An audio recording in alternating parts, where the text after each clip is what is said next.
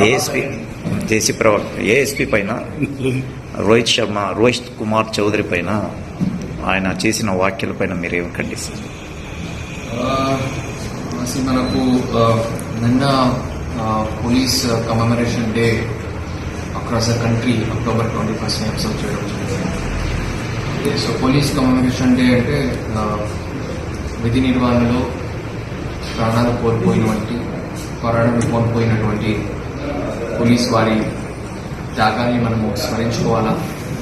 And వాళ్ళ ఫ్యామిలీస్కి మేము కూడా మీతో పాటు ఉంటామని ఒక ధైర్యం చెప్పగలుగుతాం. సో అలాగే అక్రాస్ కంట్రీ కూడా ఈ ప్రోగ్రామ్ అబ్జర్వ్ చేయడం జరిగింది. అనంతపురంలో కూడా మేము ఈ ప్రోగ్రామ్ని చేయడం జరిగింది. సో ఒక డిపార్ట్మెంట్ ప్రాణాలని పణంగా పెట్టి ఎప్పుడు కూడా ఒక చిన్న ట్రాఫిక్ నుంచి పట్టి ఒక మేజర్ కెలామిటీ వరకు ముందుండి ప్రాణాలని కూడా పణంగా పెట్టి పనిచేస్తారంటే అది పోలీసు డిపార్ట్మెంట్. సో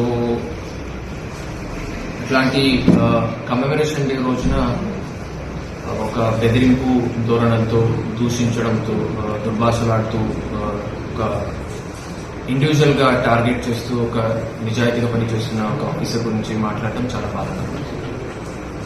సో దీని గురించి మనము దీన్ని చట్టరీత్యంగా నేరం కూడా అండ్ దీని గురించి మనము చట్టరీత్యంగా చర్యలు కూడా తీసుకోవడం జరుగుతుంది. మనము ఒక కమెమరేషన్ డేలో లాస్ట్ 1 year లో చూసినట్టయితే దాదాపుగా 12 మంది మా జిల్లాలో ప్రాణాలు కోల్పోయారు. సో కమెమరేషన్ డే టైంలో మనకు కుదిరితే 2 మంచి మాటలు అండ్ మనం ఎలాగా పోలీస్ డిపార్ట్మెంట్ సేవలు ఎలాగా సొసైటీకి మంచి అవ్వడంలో బాగా చేయడంలో ఎలాగా వాళ్ళ రోల్ ఏముంది అండ్ వాళ్ళ త్యాగాలు ఏమి ఉన్నాయి దాని గురించి మాట్లాడాలి తప్ప ఇలాగా బెదిరింపుతో థ్రెటనింగ్ దీంతో అండ్ పర్సనల్ టార్గెటింగ్ చేయడం అనేది ఒక చట్టరీత్యంగా మనకు నేరం కూడా అవుతుంది అండ్ దానికి తగినట్టు మనం చర్యలు కూడా చేపట్టడం జరుగుతుంది. ప్రాణరక్షణ కోసం గన్ లైసెన్స్ ఇచ్చింటారు కదా సార్, మీతోనే కాదు గన్ మాతో కూడా అన్నారు.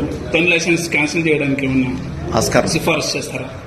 దాని గురించి కూడా మనం యాజ్ పర్ లీగల్ ప్రొవిజన్స్ ఆలోచించి దాని మీద కూడా మనం చట్టరీత్యంగా